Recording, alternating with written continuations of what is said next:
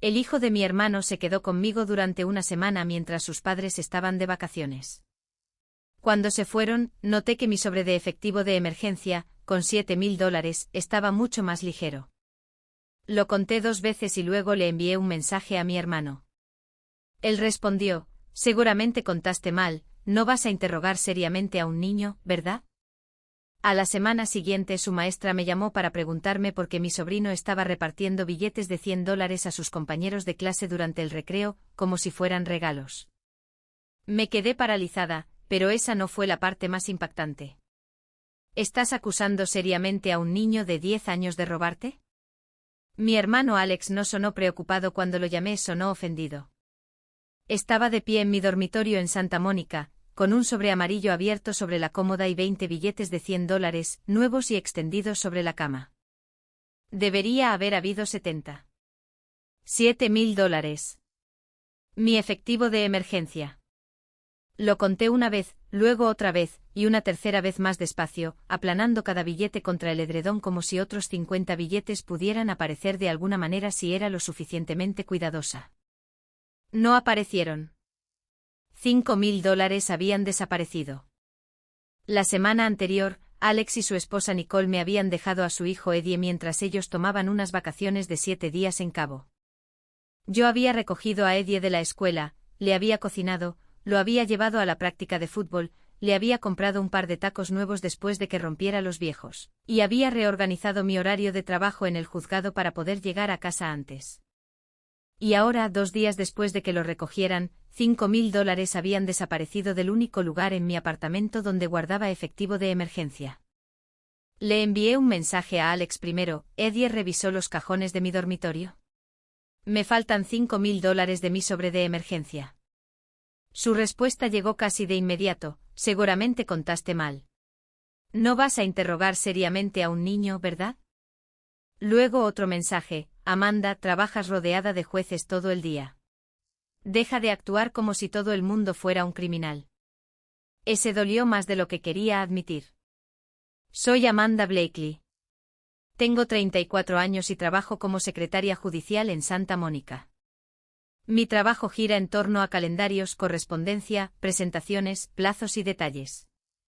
No suelo contar mal $5.000, pero tampoco iba a acorralar a mi sobrino y asustarlo por algo que no podía probar. Así que no hice nada. Al menos, eso es lo que Alex pensó. La semana siguiente, a las 11:17 de la mañana de un martes, sonó el teléfono de mi oficina. Era la maestra de Eddie. Su voz era cautelosa. Señorita Blakely, usted figura como uno de los contactos de emergencia de Eddie, ¿verdad? Sí. Hubo una pausa. Ya contactamos a sus padres, pero quería preguntarle algo porque Eddie la mencionó específicamente a usted. El corazón me dio un vuelco. ¿Qué pasó? Bajó la voz. Eddie ha estado repartiendo billetes de $100 a otros estudiantes durante el recreo. Dejé de respirar. Ella continuó: les dijo que eran regalos. Miré fijamente la pantalla de mi computadora sin realmente verla. ¿Cuántos? Recuperamos $400. Pero Amanda, otra pausa, eso no es lo que más me preocupa. Apreté el teléfono. ¿Qué dijo? Su maestra inhaló. Dijo que su padre le había dicho que el dinero, de todos modos, pertenecía a su familia. Mis dedos se quedaron fríos. Luego añadió la frase que lo cambió todo: Eddie también dijo que su papá le había dicho exactamente dónde encontrarlo en su dormitorio. La gente asume que la traición se siente como ira, la mía se sintió como reconocimiento. Me senté en mi escritorio después de la llamada y me di cuenta de que había pasado la mayor parte de mi vida adulta explicando cosas que nunca habían necesitado explicación. Alex siempre había necesitado algo. Cuando tenía 26 años, fueron $1.800 porque su transmisión se averió. Cuando tenía 28 años, fueron $3.200 para un depósito de seguridad después de que él y Nicole tuvieran que dejar un apartamento terrible. Cuando nació Eddie, pagué 2 meses de su alquiler porque Nicole se tomó una baja por maternidad más larga de lo esperado. Pagué el campamento de verano de Eddie 2 veces, su tratamiento dental una vez, un hotel cuando su edificio tuvo problemas de fontanería y 3 meses del seguro del coche de Alex durante lo que él llamó una situación temporal de flujo de efectivo. Lo temporal duró casi una década. Nunca mantuve un total, porque me decía a mí misma que las personas que se aman no llevan la cuenta. Convenientemente las personas que recibían el dinero sentían lo mismo. Mi padre, Robert, tenía una frase favorita cada vez que yo dudaba: ¿estás soltera, Amanda? ¿En qué gastas tu dinero?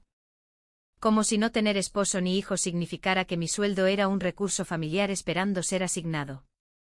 Papá era directo. Mi madre, Elaine, era diferente. Ella nunca exigía. Suspiraba: Amanda, sé que no es justo pedírtelo. Luego ella lo pedía. Odio ponerte en esta situación. Luego me ponía. Sabes que tu hermano haría lo mismo por ti. Nunca lo había hecho. Nicole se especializaba en una gratitud que, de alguna manera, se convertía en derecho en 48 horas. Nos salvaste. Luego, ya que ayudaste con el alquiler, ¿otros $600 realmente cambiarían algo? Lo peor era que Alex rara vez actuaba avergonzado, actuaba como si mi capacidad de ayudar probara que yo debía hacerlo. Yo misma había creado la situación no intencionadamente, sino un sí a la vez. Una transferencia de $500, una factura pagada, un fin de semana de niñera, un préstamo que nunca pedí que me devolvieran. Eventualmente la amabilidad dejó de parecer amabilidad para ellos. Parecía infraestructura y nadie agradece que la electricidad se encienda. Esa noche, después de la llamada de la maestra, Alex me ganó en el chat grupal familiar. Lo supe de inmediato porque mi teléfono empezó a vibrar mientras conducía a casa. Había 23 mensajes para cuando aparqué. Alex había escrito: al parecer, Amanda está tratando de convertir la escuela de Eddie en CSI porque no puede seguir el rastro de su propio dinero en efectivo. Mi prima Melissa respondió con 3 emojis de risa. Papá escribió: esto es lo que pasa cuando alguien trabaja demasiado tiempo en un juzgado. Todo el mundo se convierte en sospechoso. Luego Alex publicó: imagina tener 34 años y pelear con un niño de 10 por dinero. Me senté en mi coche a leerlo. Nadie preguntó por qué Eddie tenía billetes de $100. Nadie preguntó por qué había llamado su maestra. Nadie preguntó por qué Alex sabía del dinero desaparecido antes que la escuela. Mamá finalmente escribió: todos, por favor, cálmense. Amanda está estresada. Alex es protector con su hijo. Nadie necesita hacer esto más grande de lo que es.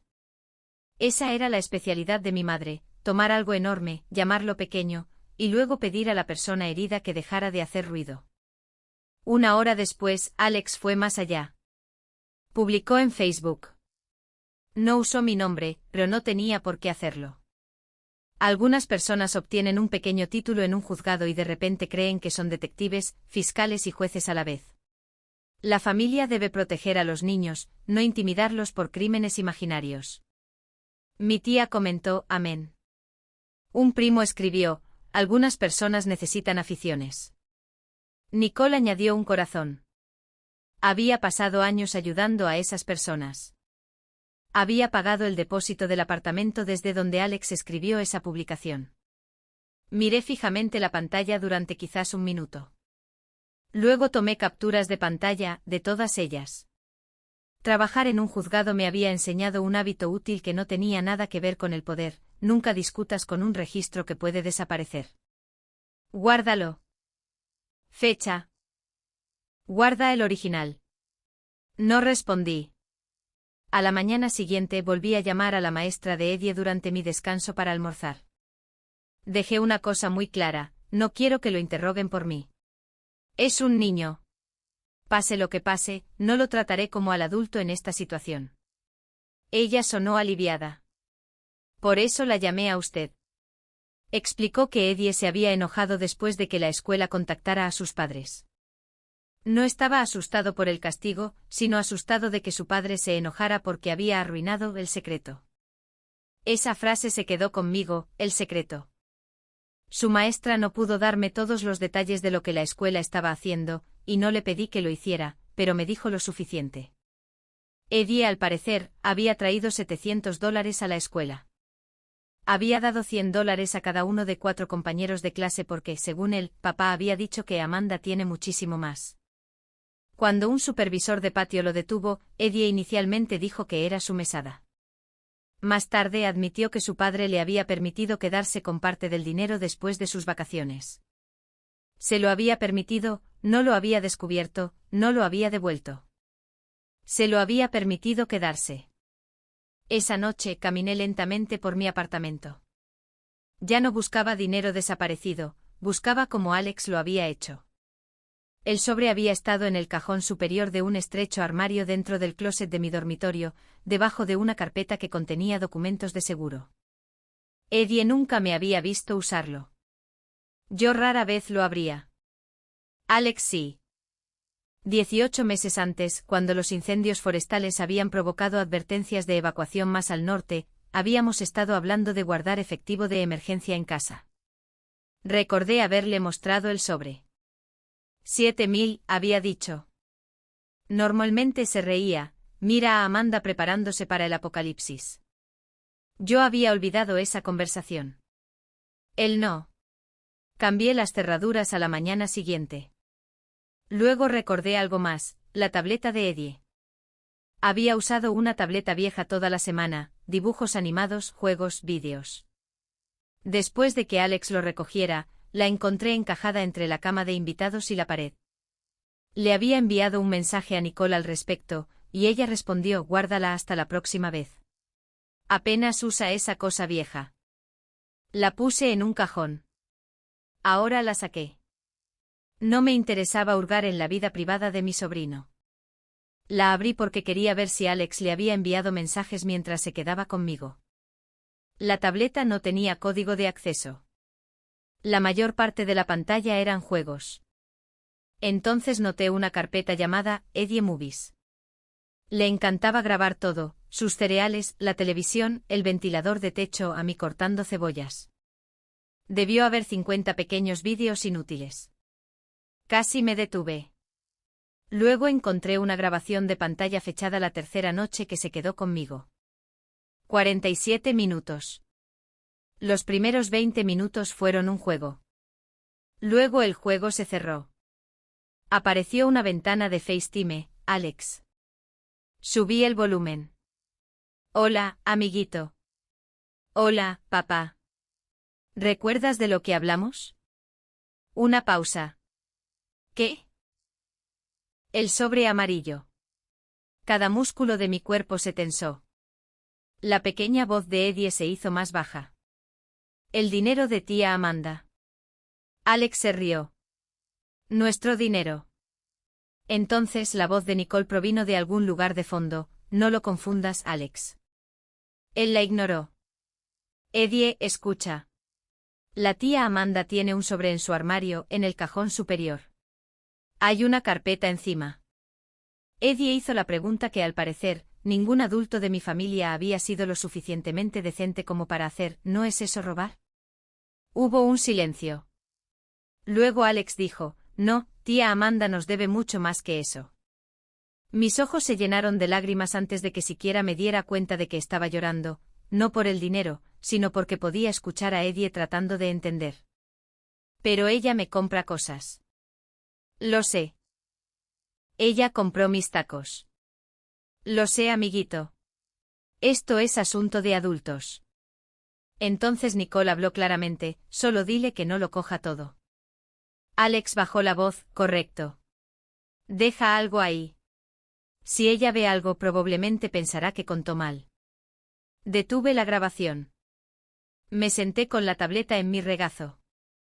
Pasaron 5 minutos, quizás 10. Luego la reproduje de nuevo, esta vez de principio a fin. Casi al final, Eddie susurró: ¿cuánto? Alex respondió: coge 50 billetes de 100. $5.000. Exactamente lo que faltaba. Ya no quedaba ningún malentendido, pero había algo peor. Una notificación apareció en la parte superior de la pantalla, cerca del final de la grabación, un mensaje de mi madre. Lo encontró. Reproduje esa parte 3 veces. Su nombre y su foto de perfil, la mujer que había pasado 2 días diciéndoles a todos que se calmaran, la mujer que dijo que Alex simplemente estaba siendo protector, ella lo sabía. Me sentí enferma. Tomé la tableta, la conecté a mi computadora y copié la grabación original sin editarla. Luego hice una copia de seguridad. Luego otra. Fotografié el sobre exactamente donde lo había encontrado, guardé los mensajes de texto de Alex, la publicación de Facebook y el chat familiar. Anoté las fechas y los montos de la ayuda financiera importante que le había dado a Alex durante los 6 años anteriores. Me detuve alrededor de $38.000. No necesitaba el total exacto, el número ya me decía lo que necesitaba saber. Luego sucedió algo inesperado. El amigo de Alex, Lucas, me llamó. No éramos amigos, lo había visto quizás 4 veces. Amanda. Sí. Sonó incómodo. Vi la publicación de Alex en Facebook. Esperé. Está mintiendo. Lo sé. No quiero decir, sé que está mintiendo. Eso llamó mi atención. Lucas me dijo que había recogido a Alex y Nicole del aeropuerto después de sus vacaciones. Eddie había estado conmigo obviamente, así que los adultos habían estado solos. Durante el viaje Alex aparentemente había estado presumiendo de algo, Lucas había asumido que era una broma. ¿Todavía tienes el mensaje de voz que te envió desde Cabo? Nicole le había preguntado a Alex en el coche. ¿Qué mensaje? El del sobre de Amanda, dijo Lucas. Alex se rió y respondió, Eddie se va a ganar su sustento esta semana. Lucas no lo había entendido. Ahora sí. Luego dijo, hay más. Alex le había enviado una nota de voz borracho desde Cabo después de que yo le enviara el primer mensaje sobre el dinero desaparecido. Lucas todavía la tenía. Me la reenvió. La voz de Alex llenó mi cocina, Amanda realmente se dio cuenta. Risas. Luego le dije que seguramente había contado mal. ¿Qué va a hacer?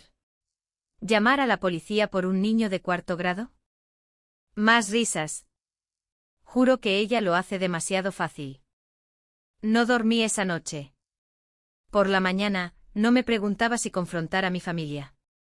Estaba decidiendo dónde. Mamá resolvió ese problema por mí. La cena de su 62º cumpleaños era el sábado. A las 8:03 de la mañana, ella envió un mensaje, por favor, ven. Necesitamos ser una familia y dejar toda esta fealdad atrás. Miré el mensaje durante mucho tiempo. Luego respondí, estaré allí.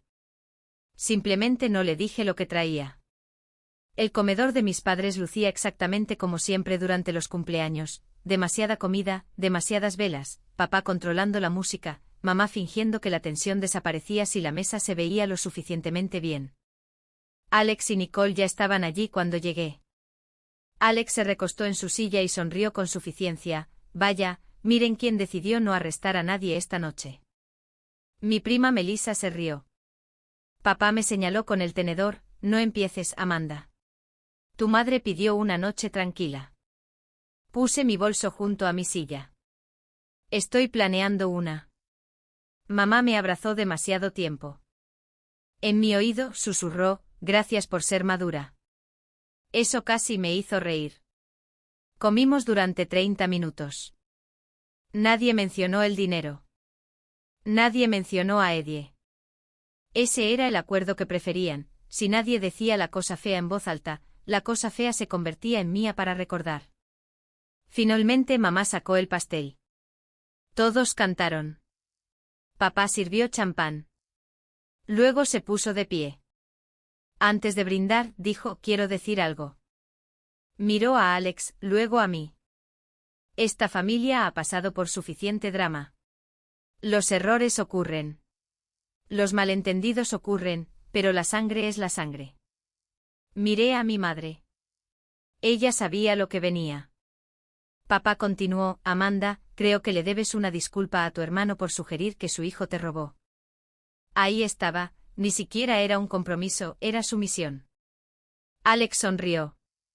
Nicole miró fijamente su plato. Mi tía murmuró, eso sería agradable. Me puse de pie. No. El rostro de papá se tensó. ¿Perdón? No voy a disculparme con Alex. ¿Vas a arruinar el cumpleaños de tu madre por $5.000? Metí la mano en mi bolso. No, papá. Alex lo arruinó por $5.000. Puse la tableta de Eddie sobre la mesa. Alex dejó de sonreír. El tenedor de Nicole se congeló a mitad de camino a su boca. Mamá se quedó completamente inmóvil. Miré a mi hermano. Les dijiste a todos que quería interrogar a tu hijo. Amanda, ¿lo publicaste en Facebook? Era una broma. Me acusaste de intimidar a un niño. Estabas actuando como una loca. Le dijiste a la gente que mi trabajo en el juzgado me había vuelto paranoica. Papá golpeó la palma de su mano contra la mesa. Suficiente. Lo miré. No, tú has tenido años de suficiente. Esto es mío. Luego le di a reproducir. Los sonidos del juego grabado de Eddie llenaron primero el comedor.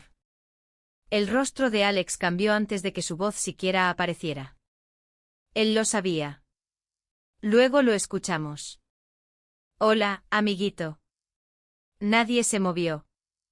¿Recuerdas de lo que hablamos? Alex empujó su silla hacia atrás. Apaga eso. No lo hice. El sobre amarillo. Mamá susurró, oh Dios. Alex se abalanzó hacia la tableta. La cogí. Siéntate. No tenías derecho a revisar la tableta de mi hijo. Lo miré fijamente. Usaste a tu hijo para robarme $5.000. Papá se puso de pie. Espera un momento. La grabación continuó. Cajón superior. Hay una carpeta encima. Mi tía se cubrió la boca. Melissa dejó de parecer divertida. Luego la voz de Eddie, ¿no es eso robar? Y la respuesta de Alex, no. Tía Amanda nos debe mucho más que eso. Nicole empezó a llorar, no ruidosamente sino en silencio, la forma en que lloran las personas culpables cuando la negación se vuelve inútil. Luego se escuchó su propia voz, solo dile que no lo coja todo. Papá la miró. ¿Lo sabías? Nicole negó con la cabeza. Acabas de escucharla, dije. Mamá se levantó de repente. Creo que deberíamos detener esto. No, Amanda, por favor. Me trajiste aquí no para esto. No me trajiste aquí porque pensaste que podrías hacerme disculpar.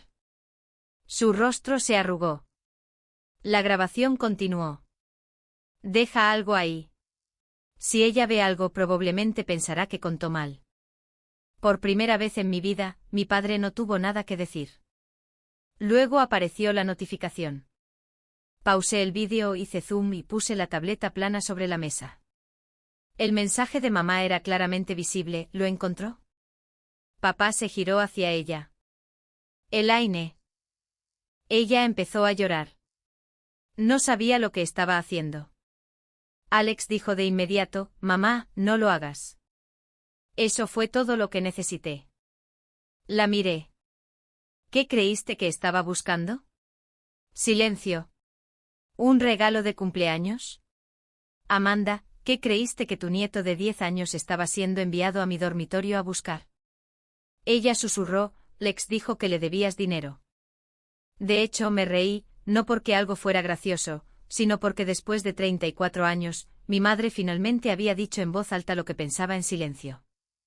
Alex había decidido que yo le debía, y eso era suficiente. Saqué una pila de registros impresos de mi bolso.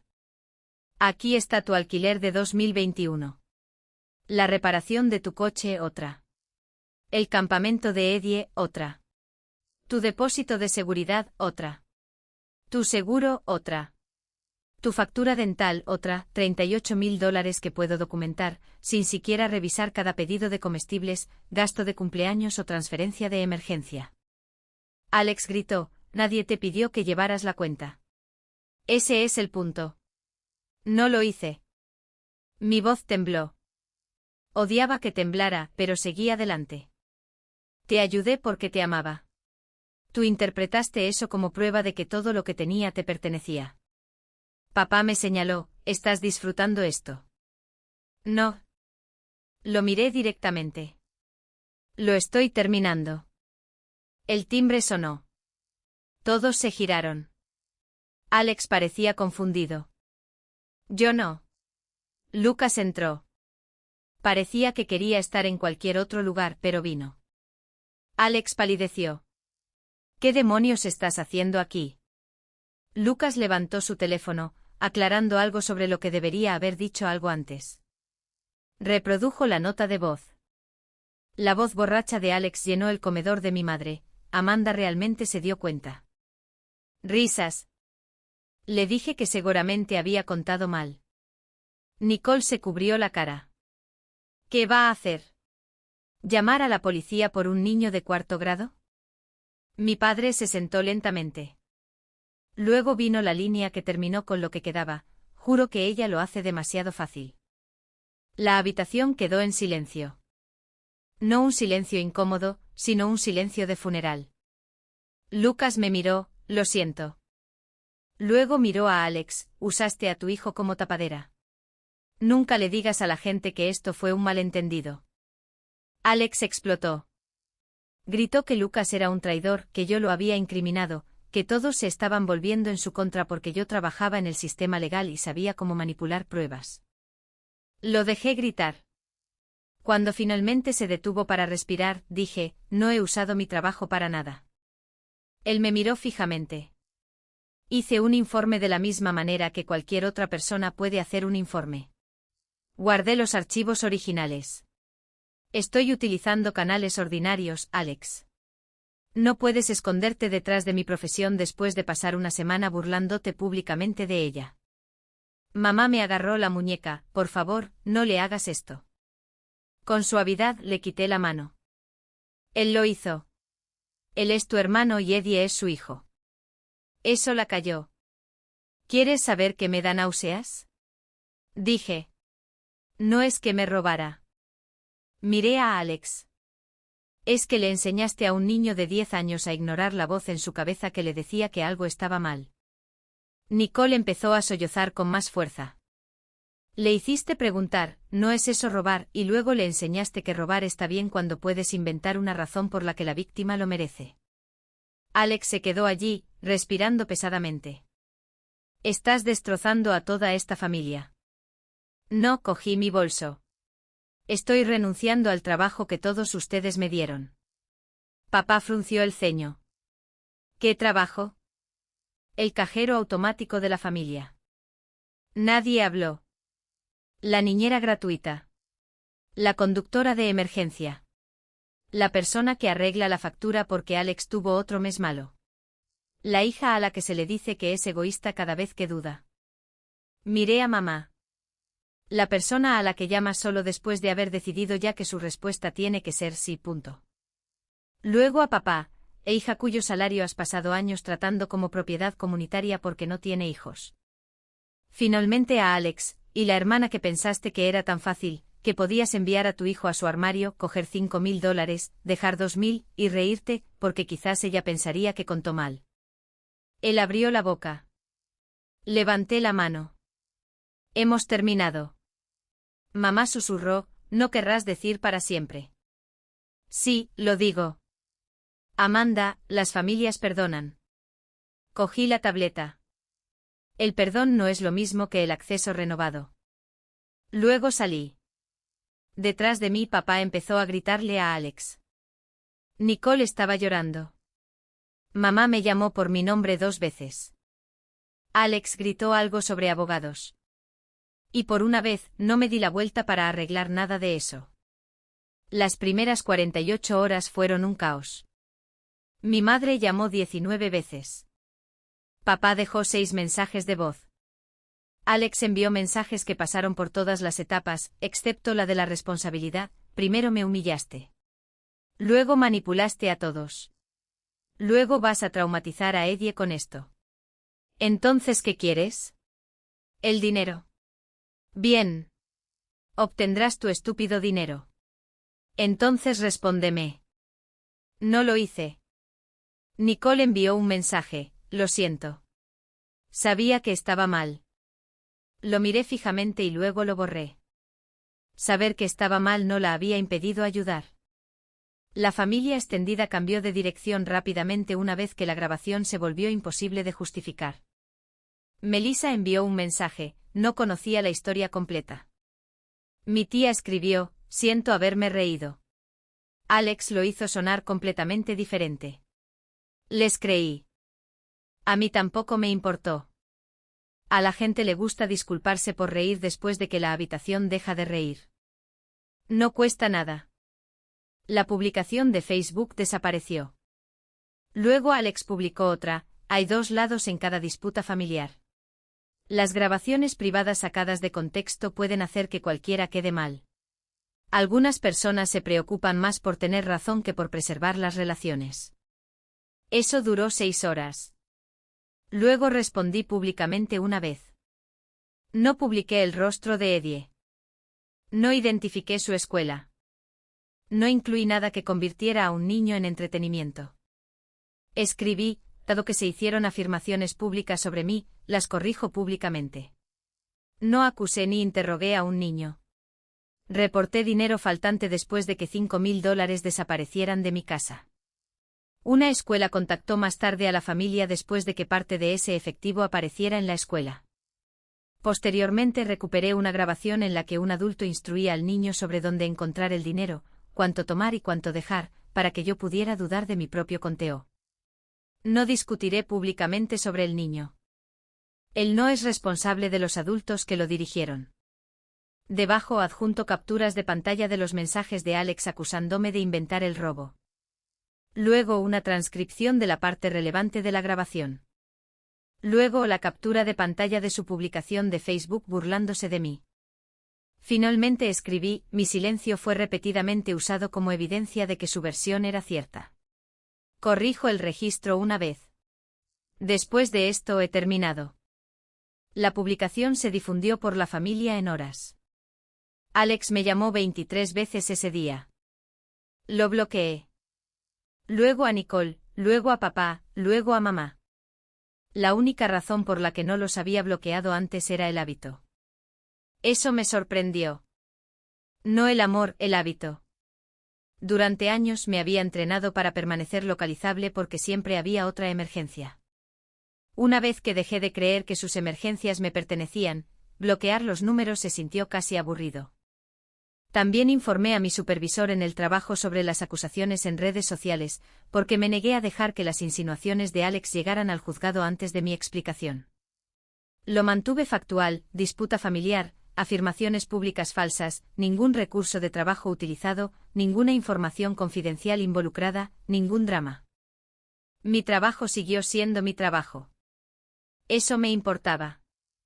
Alex se había pasado años burlándose de mí por ser la persona de los trámites. Resultó que los trámites son útiles cuando la estrategia de otra persona depende de que todos olviden lo que pasó. Durante el mes siguiente la infraestructura familiar que yo había mantenido unida en silencio empezó a fallar. El plan de teléfono de Alex, del que yo había estado pagando una parte, se detuvo.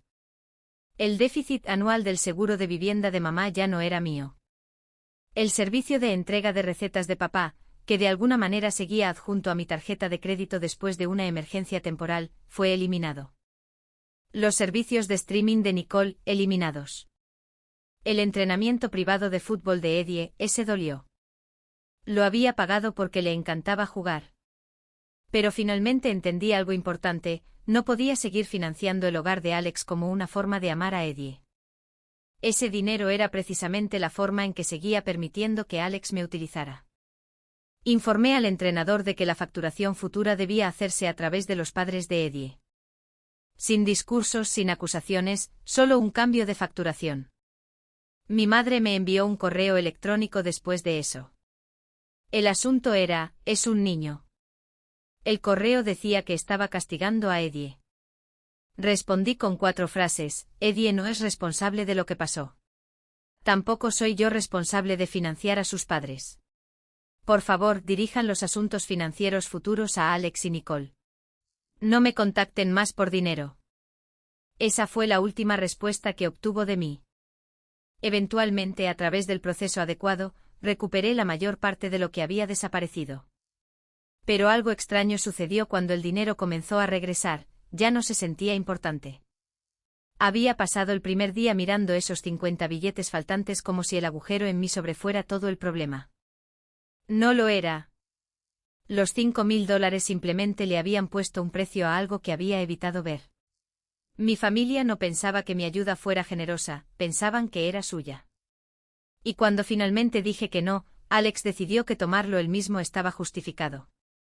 Unos meses después me mudé. No muy lejos, todavía lo suficientemente cerca del trabajo.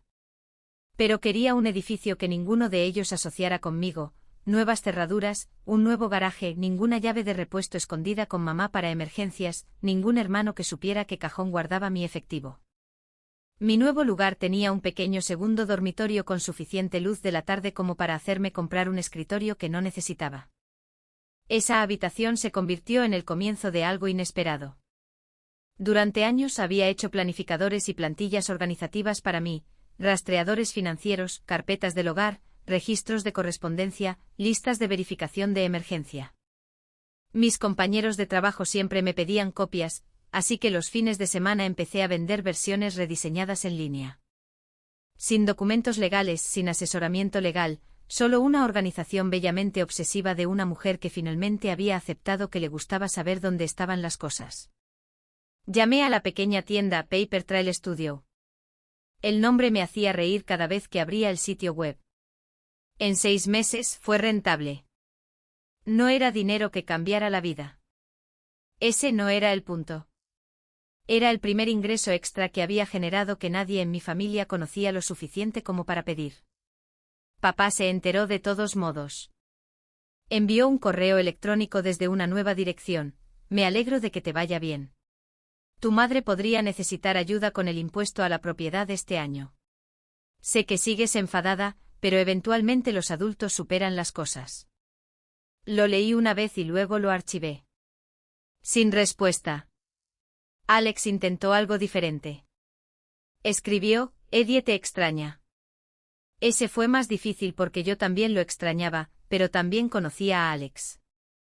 Había usado a su hijo una vez como la persona que llevaba el dinero, ahora lo usaba como la persona que llevaba la culpa. No respondí. Una semana después, Lucas me dijo que Alex estaba diciendo a los parientes que yo había abandonado a toda la familia por dinero en efectivo. Por primera vez, escuchar la mentira no me hizo querer corregirla. Podían llamarlo dinero en efectivo. Podían llamarme egoísta. Podían decir que yo era fría. Podían decir que mi trabajo en el juzgado me había vuelto desconfiada. Podían decir lo que quisieran. Simplemente ya no podían gastar mi dinero. Un año después de encontrar el sobre, me lo encontré mientras reorganizaba mi armario. El mismo papel amarillo, el mismo pliegue en la esquina. Por un segundo volví a mi antiguo dormitorio contando billetes de 20 y de 100 con dedos temblorosos. 7.000, luego 2.000, luego incredulidad. Me senté en el suelo y sostuve el sobre en mi regazo. La antigua Amanda probablemente se habría preguntado si había sido demasiado dura. Esa mujer podía convertir la crueldad de cualquier otra persona en una pregunta sobre su propio comportamiento. Quizás Alex estaba desesperado. Quizás mamá estaba siendo manipulada. Quizás papá venía de una generación que no hablaba de sentimientos. Quizás Nicole tenía miedo de su esposo. Quizás los parientes no entendieron. Todas esas cosas podrían incluso contener fragmentos de verdad, pero simplemente no cambiaron lo que pasó. Solía pensar que los límites eran castigos, ahora entiendo que son información. Aquí es donde te detienes. Esto es lo que no puedes tomar. Esto es lo que sucede cuando ignoras la palabra no. No me avergonzaba haber ayudado a mi familia. Me avergoncé durante mucho tiempo de haberlos ayudado durante tanto tiempo. Ya no lo estoy. La generosidad no fue mi error, creer que la generosidad requería acceso ilimitado sí lo fue.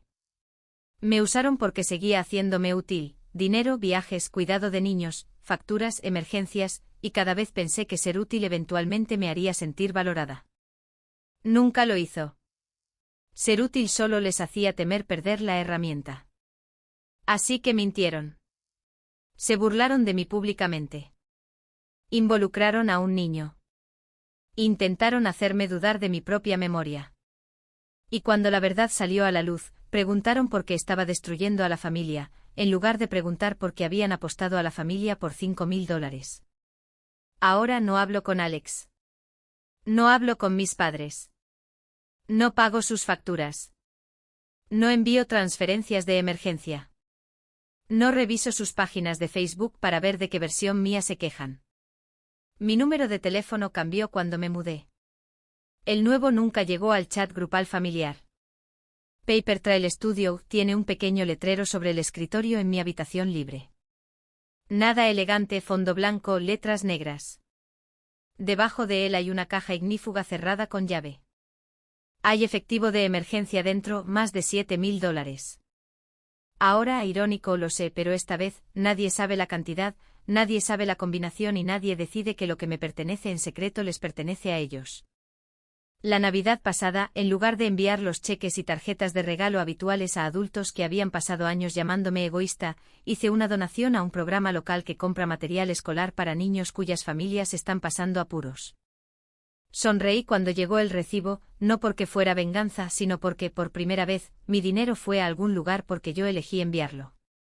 Esa diferencia resultó serlo todo. No puedo cambiar los años en que dejé que mi familia me tratara como un fondo de emergencia compulso, pero puedo decidir qué sucede a continuación. Soy Amanda Blakely. Todavía soy secretaria judicial en Santa Mónica. Todavía soy organizada, todavía cuidadosa, todavía la mujer que guarda los recibos, pero ya no soy el plan de respaldo de nadie. Y si hay algo que mi hermano me enseñó accidentalmente es esto: a veces el dinero más caro que jamás pierdes es el dinero que finalmente te muestra lo que costará quedarte.